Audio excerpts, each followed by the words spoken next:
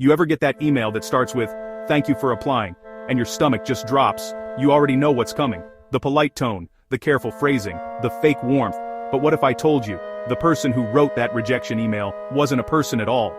Because today, AI isn't just reviewing your resume, it's writing the email that rejects you. Stay with me, because I'll show you exactly how artificial intelligence quietly took over hiring, how it decides who gets ignored, and how it's even writing your rejection, without a single human ever seeing your name. And by the end of this video, you'll understand the real reason you never got that job, and what you can actually do about it. Let's start with something no one wants to admit. Most job rejections aren't personal, they're automated. For years, companies have been using software called applicant tracking systems, or ATS. These programs scan resumes for keywords, filter out 90% of applicants in seconds, and flag a tiny handful as qualified. But now, the next phase of automation has arrived. AI models like GPT are being used to respond to candidates and reject them automatically. That "thank you for your interest" email. It wasn't written by HR. It was generated by a machine that never met you, never read your cover letter, and never cared how badly you needed that job. It's not personal, it's predictive.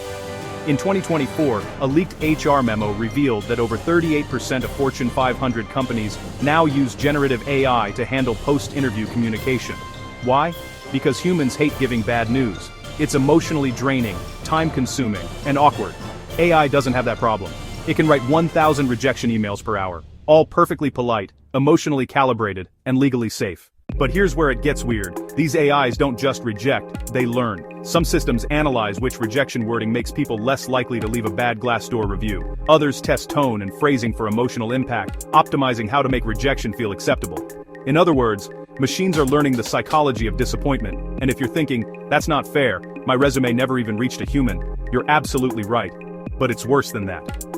AI models trained on hiring data often learn biases buried deep in corporate history. They might downrank candidates who didn't go to target schools, or who took a career break, or whose name doesn't sound familiar based on training data. In one infamous experiment, an AI recruiting tool favored resumes that contained the word "executed" or "captured," because those verbs appeared more often in men's resumes than women's. The algorithm wasn't sexist on purpose, it just learned bias from the past. And scaled it globally. Now, here's the part that's both tragic and strangely poetic. These rejection AIs are trained on real human responses. HR departments fed them thousands of genuine rejection letters, complete with empathy, politeness, and phrases like, "We were impressed by your qualifications." In essence, AI learned how to sound human when breaking a human's heart. And maybe that's the part that hits hardest, because rejection used to mean someone looked at your application and decided you weren't the right fit, but now it means no one looked at all. You were dismissed by probability, by math pretending to be compassion. But before you lose hope, here's the twist. The same AI that's rejecting millions of applicants can also help you beat the system. Job seekers are now using AI resume tools to reverse engineer the same ATS filters. Platforms like Resume, AI, and Teal scan job descriptions, generate tailored resumes, and even simulate recruiter interviews using AI. So while one machine says no, another can help you force the system to say yes. The irony, the only way to get a job now, might be to let an AI rewrite you. And that raises the deeper question: what happens when we let machines decide who's worthy of opportunity? When algorithms control not just what we buy, but who we become? If we outsource rejection, do we also outsource empathy? Maybe that's the challenge of our generation, to prove we're still more than the data points they score us on. Because behind every "we regret to inform you" email, there's a human being still trying, still learning, still evolving, just like the AIs we built.